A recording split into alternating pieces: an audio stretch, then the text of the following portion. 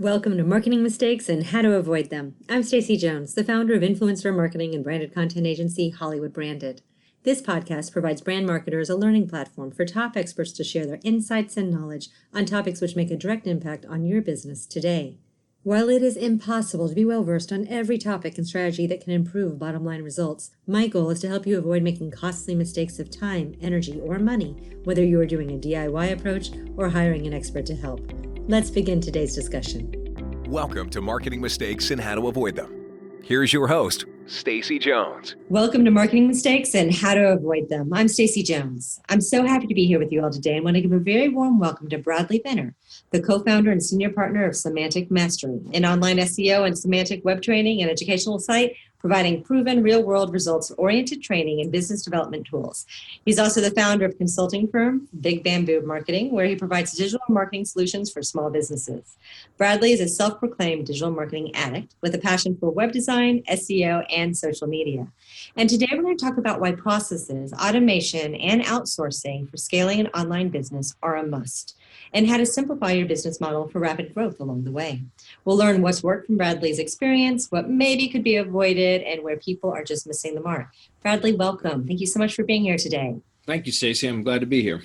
Well, super excited to have you because scaling is something, as we were talking about before the show, it doesn't matter the size of your business or how many years you've been in business.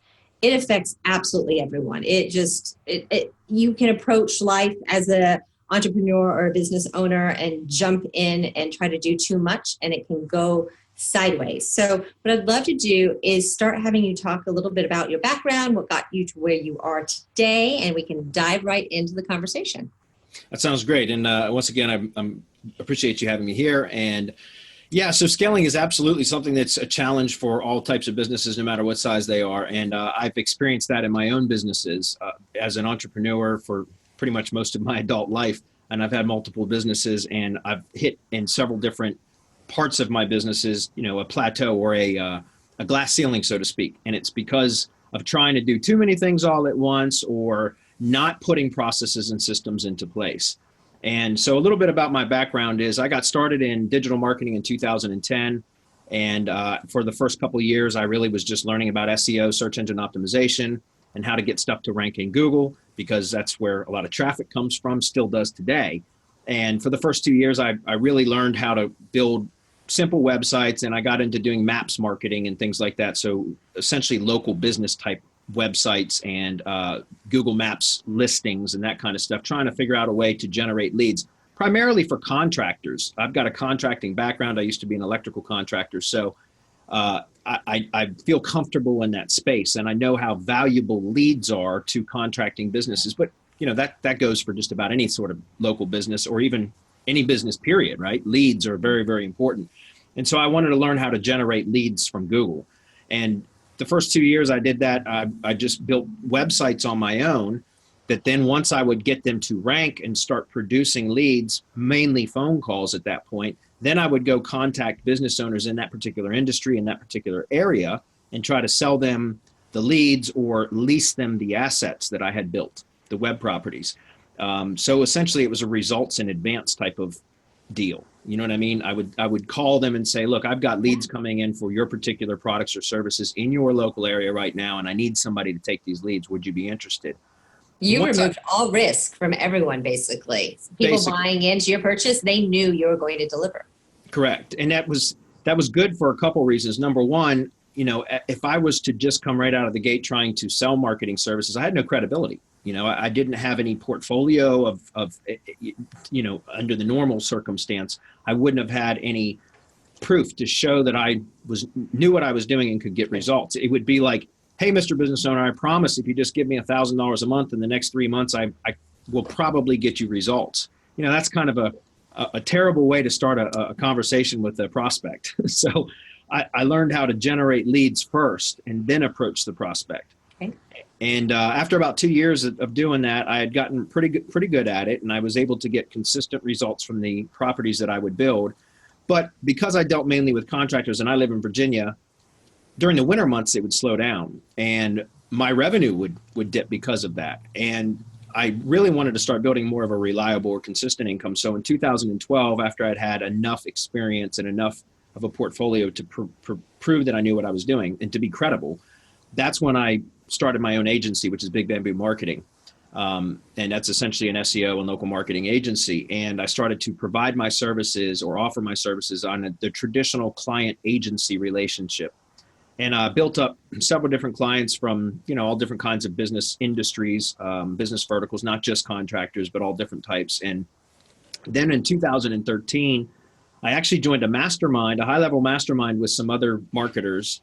And I started an accountability group, a weekly accountability group via Google Hangouts, where we would just get together with, 10, 15 of us and hold each other accountable, share what was working in our businesses, what wasn't working, and that kind of stuff. And within several weeks, a few of us were constantly or consistently the ones that were sharing, and most other people were just showing up and consuming, there to listen and to take what we had to share.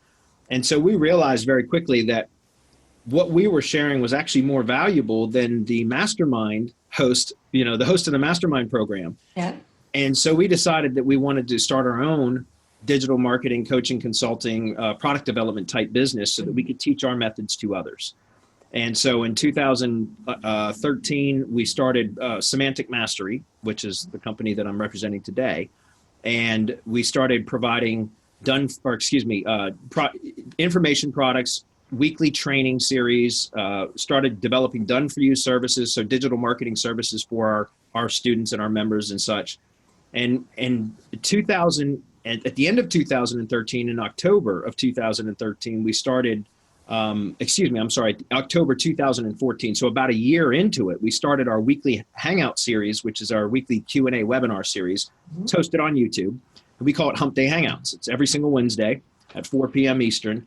And it's a free series that it's a 1 hour long show. People can come and ask any sort of question about digital marketing that they want, and we answer it. And we've been doing that consistently since October of 2014. So just almost 4.5 years now. And that has been something that's been huge for us as far as growing our audience, getting our name out there, building our brand, and also providing us with the information from our audience as to what they need, like the types of training that they need and that kind of stuff, because we interact with them on a weekly basis. And just as with a podcast, consistency is critical.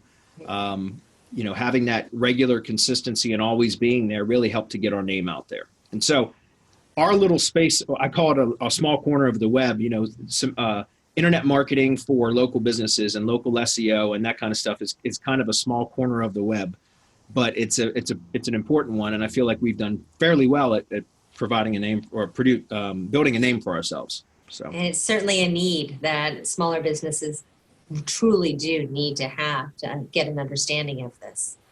That's awesome. Absolutely. Thank you. Okay. All right. So you love processes. You are a systems guy. So why are processes and systems really the backbone to making all things work for a company? It's a great question. Well, as we started mentioning earlier, scaling. In my own business as a solopreneur, which I know a lot of people can relate to that. When I got started, as I mentioned, from 2010 to 2012, I was doing absolutely everything on my own. And in fact, from even when I started my agency in 2012, I still did everything myself. So I would do all the prospecting and sales. I would do all of the fulfillment of the marketing services, all the SEO work, the content production, everything that had to be done for my clients, I would do because, again, as a solopreneur, I think I felt like nobody could do it as good as me. You know what I mean? You were the guy. Yeah, you're the guy. You got it. You're working. Right. You're there to serve. You're delivering, and no one can do it better than you. That's right. And I was good at what I did. So I thought, that the only way that I could produce the results consistently was to be the one that did them. And but what happened was, I reached a point where there's only so many hours in a day. And I got to a point very quickly, especially when I opened my agency and I started taking on clients, I got to a point very quickly within a year where I was literally working 14 hours a day, 7 days a week. And I couldn't, even though the money was good, I had no time to enjoy it. I could not take on any more clients or increase my revenue beyond that point. So I had to learn how to outsource or how to build systems and processes and to automate and that kind of stuff. And what's funny is there was a really high level weekend seminar for digital marketers that was in Phoenix, Arizona, that I paid $20,000 to go to. Only 20,000. That was it. Yeah, it was was not, and it wasn't worth it. Well, the funny part about that story is I picked up a book by Sam Carpenter, I think it is, called Work the System. And I bought it on Kindle for $9.99 to read on the flight to Phoenix from Virginia. And I read half of it there on the way to Phoenix, and then half I finished the book on the way back. And I got more from that $9.99 book on Kindle that helped me grow my business than the $20,000 seminar that I went to. Yeah. It happens. Yeah. And it was crazy. And I love telling that story because it's funny how something so you think is so insignificant can have such an impact on your business and your life, career, whatever. So long story short, that book really taught me that the author, I could relate to what his story was. And that was, I was saturated. I could not take on any more work. I was always putting out fires, so to speak, playing whack-a-mole, And so anytime I thought that I was going to start expanding into new areas or take on new clients, something would come up and I wasn't able to. So I learned that I had to start letting go and delegating, learn how to delegate work. And the only way that I knew how to do that was to start developing processes for my own work. So documenting what I was doing and putting it in a very linear step-by-step fashion so that I could hire somebody else either in-house or a virtual assistant. I work as a digital marketer, so I do almost everything virtually.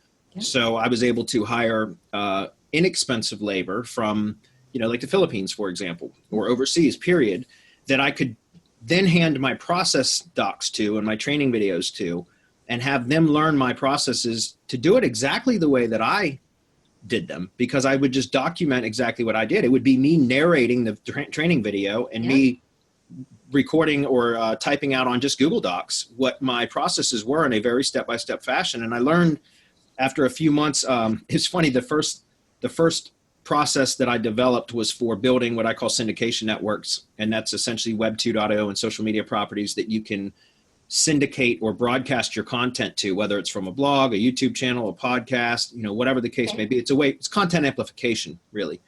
And syndication networks were a big part of a foundation of my business for my clients, as well as I was earning revenue from selling syndication networks, which I was building all myself. And it would take me, which I was really proficient at it, take me 5 or 6 hours to build a syndication network.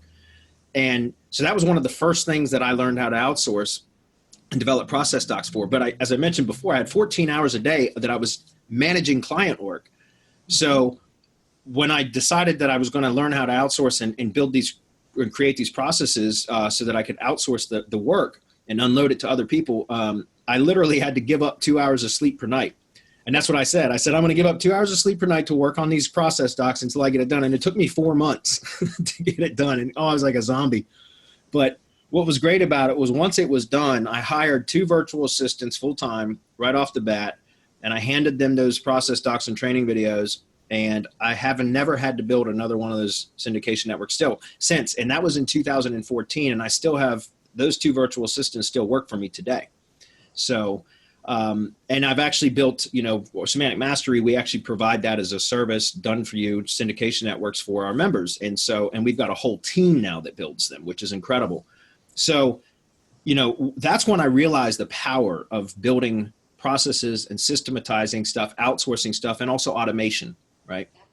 And so from there, like I said, I really started trying to develop processes for everything that I could in my business. And fortunately, my partners, I've got 4 partners at Semantic Mastery, they're very process oriented as well. And so, we get good at a particular method or whatever it is that we are trying to implement in our business, we learn how to master that on our own first. And as soon as we get to a point where we have something that's repeatable, we can get repeatable results from them. That's when we build a process around it, try to systematize it, and either delegate it or automate it. And then we move on to the next one. That sounds so easy, and yet I know it's not. Really, that $20,000 seminar got you to read that book that led you to where you're at today. That's correct. Yeah. Yeah. That's a good way to look at it. I didn't think about it that way before, but it yeah, is. you're right. You paid $20,000 to have the opportunity to read the book and to buy yourself the time of that flight. Sure. Yeah. So, okay, you made it sound really easy. I just know from doing this myself that it takes a little bit more than just not having 2 hours of sleep. And it also takes, obviously, having people in place that you can count on. But um, it does boil down to just getting everything at first written down. Correct. So, is that the first step that you would suggest to people, to just list and write down absolutely everything that they are doing to get a task done? And is it as simple as writing it, or should they be doing video recordings? And are there any tools they should be using to help them with this? Great questions. And so I don't like to write. So I always went to video first. And part of that was because, I like to just fire up a screencast recording. I use Snagit or whatever, anything, Camtasia, whatever you want to use, but fire up a screencast and then just perform the process that I was going to do anyways.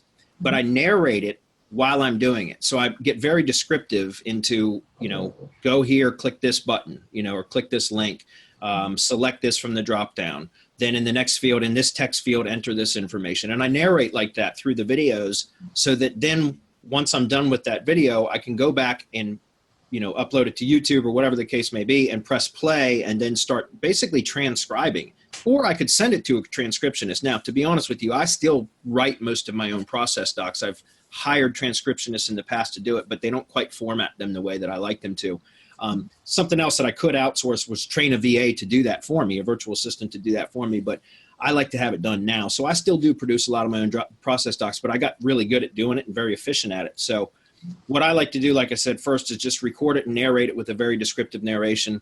And then I go back and then I just use Google Docs. I've tried a lot of the different types of tools out there that can help with the process of creating process docs. Process Street is one of them. There's a lot of them out there.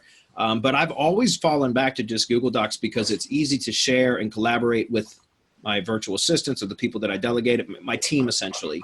Okay. And again, we just use YouTube as our hosting for it. It keeps our costs down, and it's just simple and it's consistent. You know what I mean? Yeah, and the problem with when we do a lot of things and you upload them to a Dropbox or Box or something along those lines, there's not an easy way. It gets kind of lost in folders and inside of folders sometimes. Mm-hmm. So I get why YouTube would be easier, and then I'm assuming that you keep those private, so it's login. It's not a public forum when you're posting to YouTube. At least unlisted. And so typically what we do is the first step in the process doc will be the training video link. Okay. And then from that, it'll be all the actual step-by-step, very linear process, step 1, step 2, step 3. But as far as, it's not an easy process. It might sound easy, but it's not. It's tedious. And I got to be honest, it sucks. It's not fun, but it's necessary. And the thing that I've always said, especially to our students or our members, is if you think that it sucks to create process docs, doesn't it suck more to have to do that process over and over and over again because you're too lazy or unwilling to train somebody else how to do it? It is a tedious process, but the benefit is you do it one time and you practically never have to do it again at that point. Does that make sense? Totally. And the problem is that we've experienced in our own agency is when it's word of mouth processes and someone's training someone and then someone else is training, 2 years later, I bought back in and I'm like, oh, what are you guys doing? And I realized that they've skipped things that to me were fundamental, super important things to get done along the way, just because it didn't translate in the word of mouth training because it wasn't written down or on video in black and white for someone to be able to refer to every single time that job changed hands. Yeah, that's like playing the game telephone. It is. It is. And here's something else about that. What I've learned over the years is when I first started developing process training, I wouldn't want my virtual assistants or whoever I delegated the work to, whoever was in training, I wouldn't want them trying to modify their processes. I wouldn't want them veering off course, so to speak. And I would tell them, this is exactly how I want it done. And, just follow the process, period. And that works really well for training somebody initially. But what I found is that once you've delegated the work, whoever is going to be doing that process is typically going to be doing that process over and over and over again to the point where they're going to find ways to make it more efficient. Yeah. to either combine steps or eliminate steps altogether, or they'll find other tools or things like that that can help them to become more efficient. And so where I was so rigid in the past because I thought my way was the best way and the only way, I've learned that if I empower my assistants or my employees, whatever the case may be, if I empower them to contribute to the process, try to streamline and improve the processes, all I ask that they do is when they find something or something that they think is better, then to just approach me with it, send it to me and say, hey, what do you think about this? I'll review it. And I'm typically at that point, I'm like, wow, that's amazing. Yeah, let's go ahead and update the process doc. And then I task them to update the process doc so that I don't have to do it. Yeah. And then what happens is they seem like they get so much more engaged in the process themselves. And I think it empowers them to know that their opinion is respected as opposed to just being like a machine. Right. No, and that makes absolute sense. Just so you know, if you haven't done this before, and I know you don't like writing notes so much, we use a transcription service called rev.com. Very familiar. And yeah, it has for all of you listeners, it has actual higher capabilities than some of the other platforms out there that are a lot cheaper. Like we also use Temi for transcriptions on calls where we just want to have general notes from what our clients were talking about. But Rev does a little bit more because they actually have a person who gets involved in reading everything too. So that helps. Yeah. Yeah. As a matter of fact, we transcribe our weekly hangout every single week through Rev. Yeah. And it's an hour long. And so it can be rather expensive, but we multi-purpose our content. And again, I've got a whole team that does this for me now, but we take our 1 hour weekly webinar series, Hump Day Hangouts, and because it's a Q&A, we break out the individual questions and answers. We have a video editor that literally takes the video and breaks out the separate individual YouTube or questions and answers and uploads them as separate videos to our channel. If you go to youtube.com/semantic mastery, we have thousands of videos, and it's insane. We got a graphic design. Again, these are all processes that we built. So right. It's all automated now. Like we do the webinar, and the very next day we have our content developer who actually extracts the questions and answers. Well, it gets sent to Rev via Zapier, a Zap, so it automates it. That's perfect. You've automated that because we still have someone manually sending to Rev. That's brilliant to use Zapier. Yeah, it's great because again, one of my partners, Adam, he was a systems engineer. And so he's like the automation king. He automates everything. It's awesome. And so, it gets sent directly to Rev, and then Rev transcribes it. Our content marketer, she goes in and she literally edits the video out to the separate questions and answers. And then when we get the content back, she extracts the text format and puts that in the video description. It uploads to YouTube. Then it gets put as a blog post on our blog. So we have all these individual questions and answers on our blog. We have a graphic designer that creates the thumbnail image for it, which also becomes the featured image on the blog. It's just incredible what we've built over the years to just automate all this stuff or create systems around it, Right. And you're able to profit off of the content that you literally just created one time. That's correct. In multiple different formats too. Yeah. That's fantastic. That's great. Congratulations on that, because that is something that a lot of businesses do not scale well at all. And I talk to other agency owners all the time, and they just look at me dumbfounded because, we take our blogs, we turn them into podcasts, we turn them into ebooks, we turn them into video chats, Quora questions, all sorts of different things. And they just look at me and their eyes glaze over. And they're like, you have to have a full team of like 10 people to do all these things. And you don't once you kind of break it down and you have designated roles. Which is exactly what, I was kind of writing out what I wanted to talk about today. And that was one of the things was, you just mentioned, you hit the nail on the head. You said that when you start to describe how you can take a piece of content and turn it into multiple different formats so that you can use it to generate more traffic from a much larger audience, much broader audience, because people consume content in different ways. But as soon as you mention that to most companies or businesses, their eyes glaze over, like you said, and it's like, oh, it's overwhelming. Yeah. But really the key is to master one thing at a time. And that's the key. And that's, ask me how I know, because I have tried to do, I think all business owners go through where they become overwhelmed with trying to do too many things all at once. Whenever you try to do too many things all at once, none of them get done well. Right. And the goal is to get what I've learned over the years, and it's hard as an entrepreneur, I always see opportunity. I'm sure we all do. And so I always think, well, I got to be doing this, this, this, and this because it looks amazing and it could do this and this and this. But the problem is I never get any traction in any one area if I'm spread too thin. So I've learned over the years to just choose one thing, get good at it, master it, systematize it, turn it into a process, delegate it or automate it or both, a combination of both, and then move on to the next piece or component of it. So you're really good at not getting distracted by shiny, sparkly objects. More so recently, I've gotten better at that. But no, I can tell you right now, I've had shiny object syndrome, just a terrible case of it, just as most people do. But I've learned over the years that that does nothing but detract from your business. You know what I mean? That's awesome. Okay. So you've just given some great tools and suggestions on how to start scaling. What's the next step beyond that of everything that you've talked to? What does someone do next? Well, beyond the process process development, I think the next part is, hiring and training, and then obviously learning how to manage. And that's a whole nother beast to deal with. We've actually developed a process for hiring. We call it an outsourcing funnel. And so, and it's really cool because, we basically will set, most of our assistants are overseas. We've got assistants all over the world in different countries. And we've got employees here in the state, in the US as well. But we developed a funnel for hiring where essentially we post a job on whatever platform it is, and people come to apply. And then it's all automated through canned email responses that, it gives them specific instructions, sends them to a Google form, a Google form that's a series of tasks that they must complete.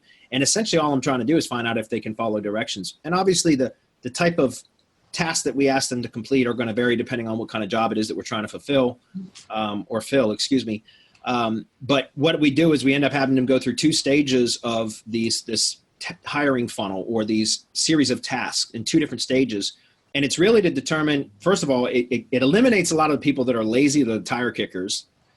So that we only end up with people on the output side of the second task funnel, really, are people that are motivated, they're ambitious, they can follow instructions. If they didn't follow instructions, we'll know it from their answers on the task that we've set forth. And then at that point, then they're good candidates for the interview. And so we've even got, I've got one of my team members that does all the interviewing now. And it's great because this is like clockwork. We might get 100 people to apply on the front end to send the first email to, request to apply to the job, excuse me. Mm-hmm. Might get 100 applicants on the front end. But by the time they get through that first funnel, there's like 40. Right. So it eliminates more than 60% right off the bat. Then by the time the second series of tasks, they get put through that. And again, this is all automated. The emails and everything go out just depending on how they came through. Anyways, by the time they get through the second funnel, there might be 15 people left, maybe a dozen to 15. So it goes from 100 to 40 to 10 to 15. And then we end up setting up the interviews. And very specifically, the process that we have for interviewing is, at that point, we're looking for communication skills. It's not necessarily, they've already proven they can follow instructions and that they're ambitious. They want the job. So then it's really about the interview process. We go through about a 30-minute interview process per applicant, but it's really just to see how they communicate with us. If it's a strained communication or if their English is broken, depending on where they're at.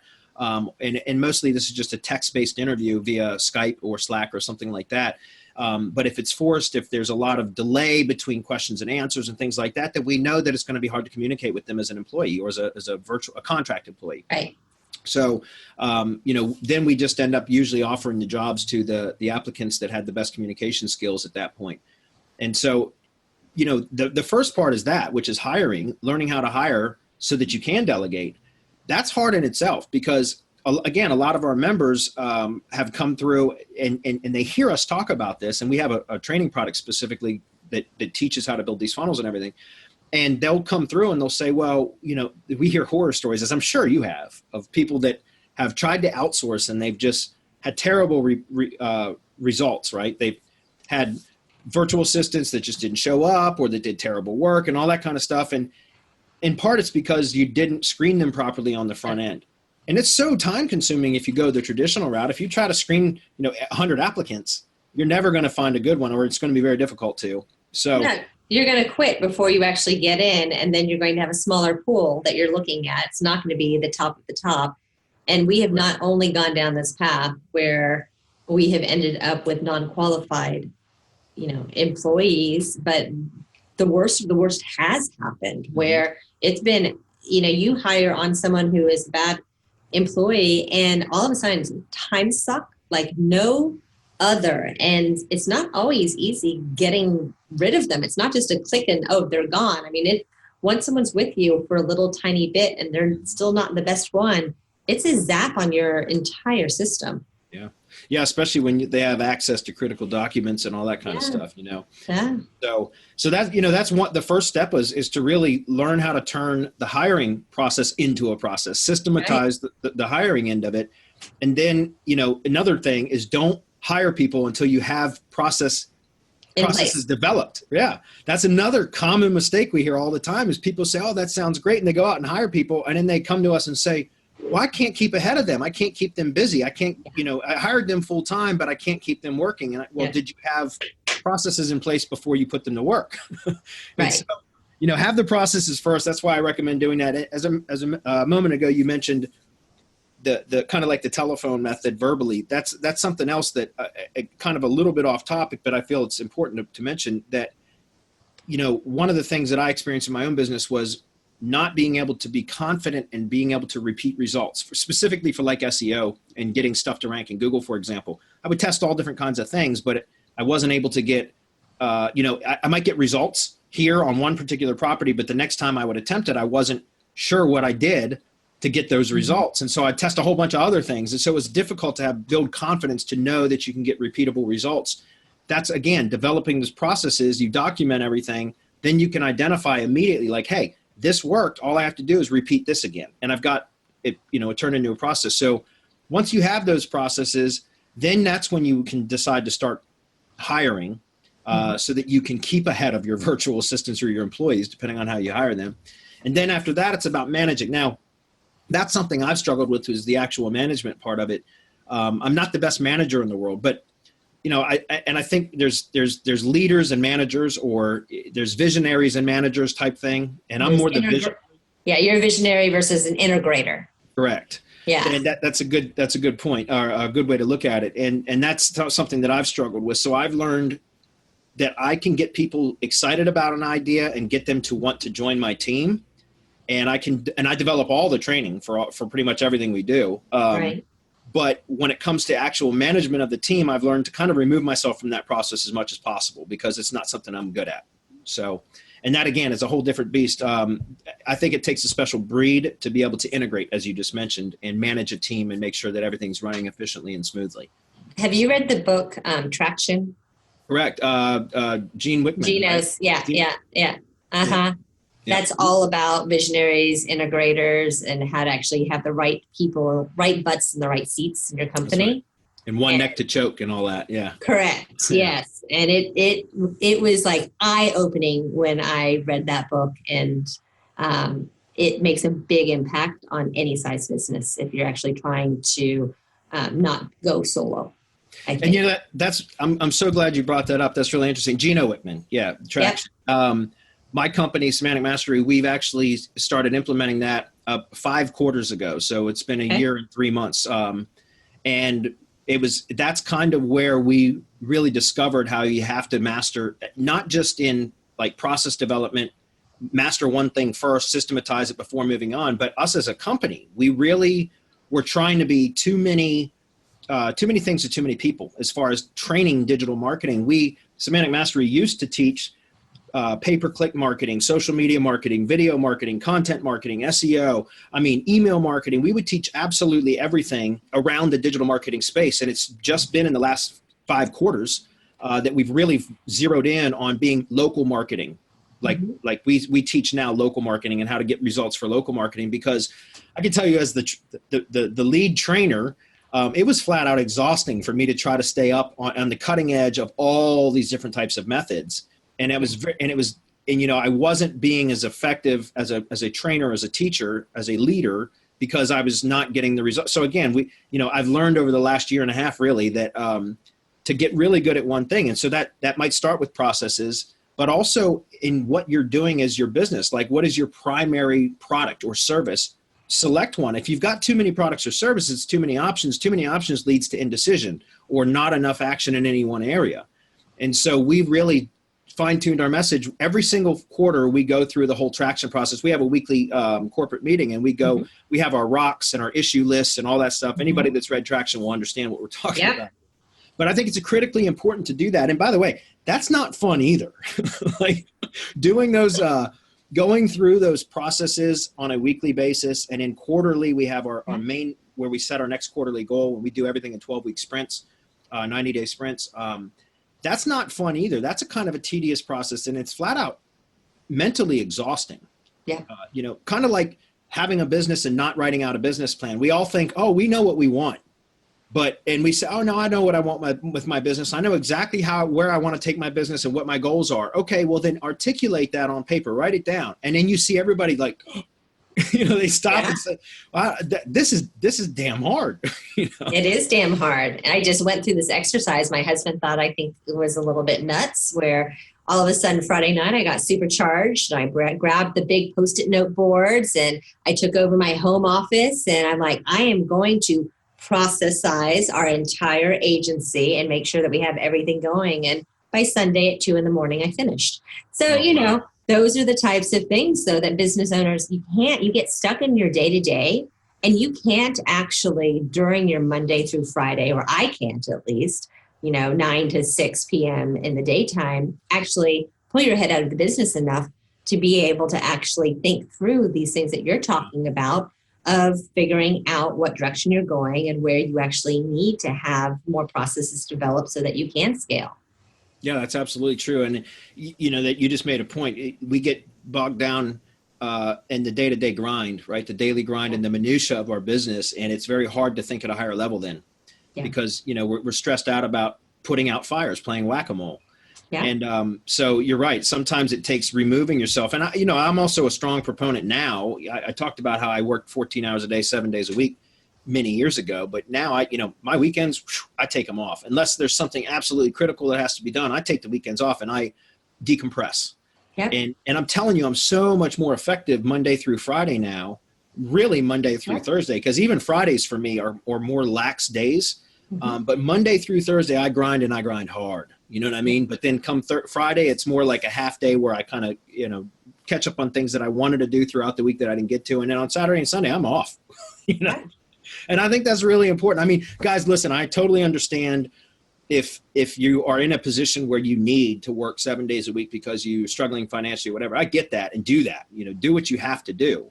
But as soon as you can get to a point where, and that's what we're talking about here, is building processes and systems that will afford you that opportunity, allow you those times to be able, because you're, again, with personnel in place, automation in place, systems and processes, it will allow you to work on your business instead of in your business, because you have the work being done without you being the critical component of all of it. Right. And that's the key. I mean, especially when you are starting off, you are that critical component.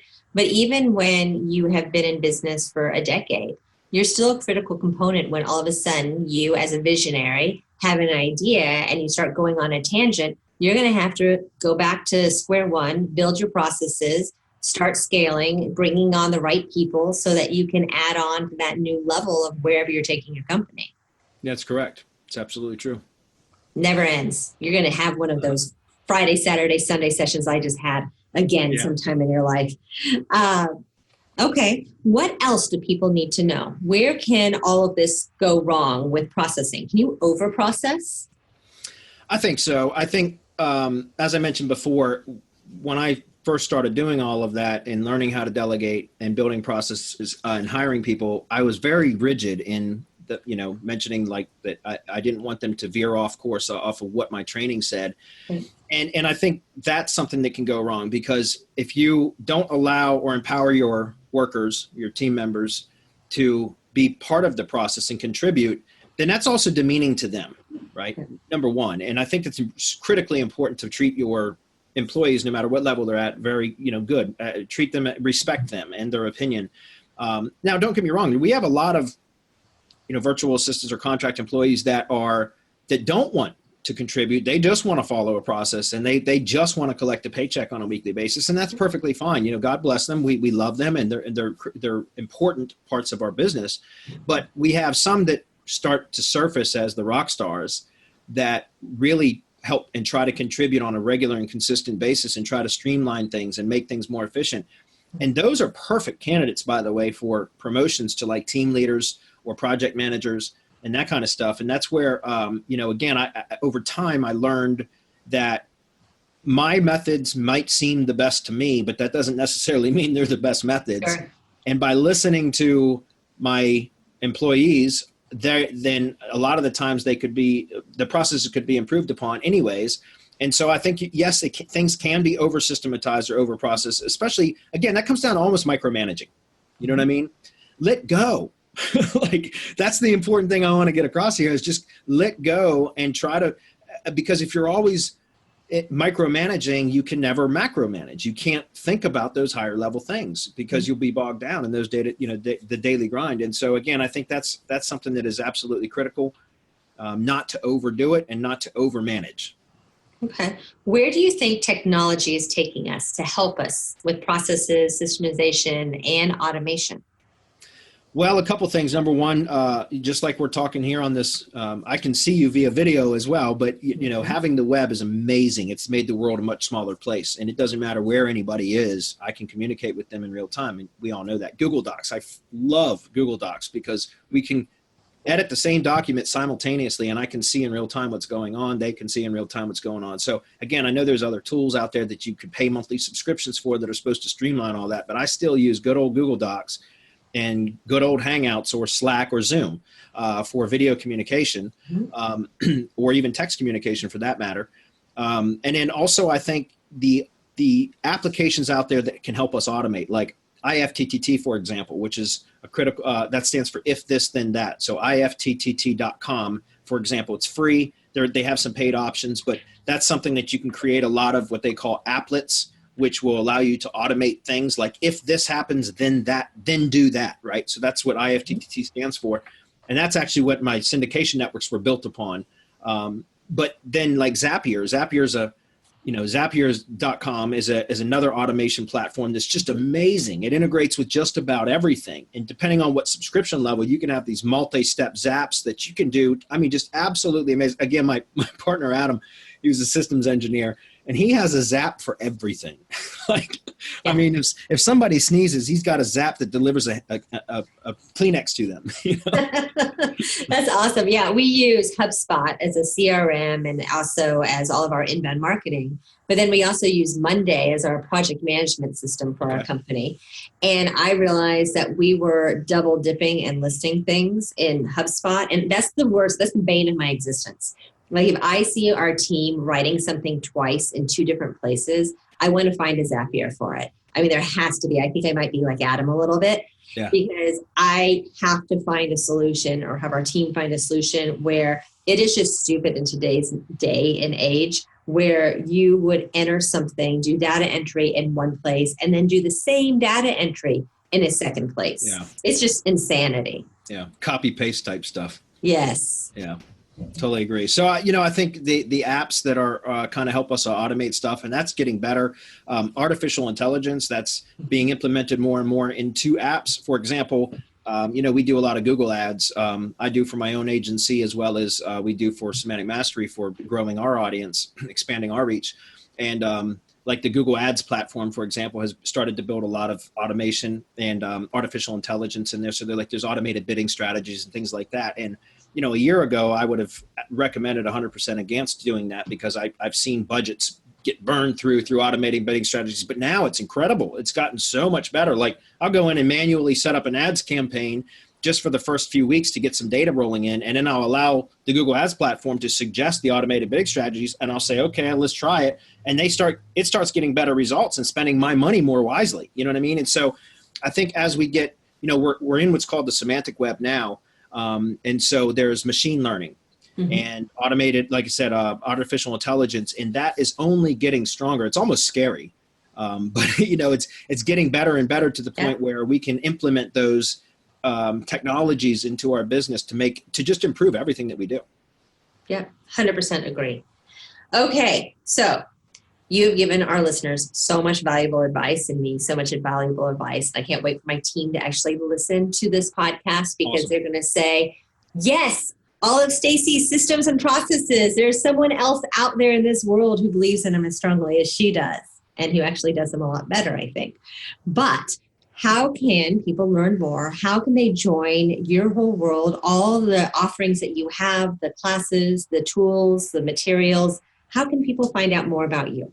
Well, the easiest thing to do would be we set up a welcome page for your audience. It's semanticmastery.com/marketing mistakes. That's with no hyphen. So again, semanticmastery.com/marketing mistakes. And really, when you land on that page, you'll see that we only offer basically 3 options depending on what you want to do. We have a free option, which would be to come join our Hump Day Hangouts. That's our weekly Q&A webinar series that we do every single Wednesday at 4 p.m. Eastern. It's an hour long. You can post your questions ahead of time and we'll answer them so that you can watch them on the replay if you can't attend live. We absolutely love that. It's been one of my favorite things of all time. We've been doing it for 4.5 years now, and we've only missed one Wednesday in 4.5 years, and that was a scheduled week off. So my whole team loves it. We really, really do enjoy that very much. It gives us, that has helped us to grow immensely, and we like to give back for an hour every week and engage with our audience members, whether they're paying members or not. It doesn't matter. So we really enjoy that. So that's at Hump Day Hangouts is option 1. We also have we developed a duplicatable process for getting results for web properties. So for getting results from digital assets as a local business or as an affiliate marketer, whatever the case may be, and that's called our battle plan. So that's a very inexpensive product that you can purchase, which is a PDF guide that has all of these step-by-step processes on how to get results, as well as links to resources. We have a store where we provide done-for-you services for a lot of our methods. So there's links in the PDF that takes you to our store to recommended products and services. And then lastly, we have our Semantic Mastery Mastermind, which is our top-level basically mastermind group with a lot of other savvy business owners and digital marketers that are, from lead generation companies to SEO agencies to digital marketing agencies and to other business owners. And that is our top level coaching program. So again, when you land on that page, the welcome page for Marketing Mistakes, you'll see that, just choose which door is best for you. That's awesome. That's a lot of very valuable information and tools, whether they are free or cost a little dollar here and there. But I have a feeling based on our conversation that they're all extremely valuable in what they give. So you seem to be a very giving person. So thank you for that. Thank you. And then are there any last words of advice you have for our listeners today? Yeah, and I just want to reiterate what I said about, and I've learned this over my career now of 9 years in the digital, but I was an entrepreneur in other spaces prior to digital marketing, and I've learned over the course of my career that don't overwhelm yourself. Really figure out what it is that you want to do about, if you're interested in digital marketing, for example, find one thing that you desire, that you have an interest in, whether it's YouTube ads or SEO or content, whatever that may be, web design. Get really good at that first. Don't try to overwhelm. As an entrepreneur, you're going to think the grass is always greener on the other side of the fence. You're going to be bombarded with opportunity all the time, and you're going to recognize opportunity as an entrepreneur, and you'll want to chase that shiny object syndrome type stuff. And don't do it because it will distract. The quickest way to get traction in any business is to focus in on one thing until you get really good at it. And then like we've been talking about, process, systematize it, build processes around it to remove yourself from the process as much as possible so that then you can start working on growing or expanding into other areas as well. Do it one at a time, and that's how you're going to grow your business the quickest and build the most stable business too. Right. So until everything can actually be done by someone else, you pretty much are holding back your business from growing. Correct. And that's hard, I think, for a lot of business owners to truly grasp and understand. It was a hard thing for me to grasp and understand.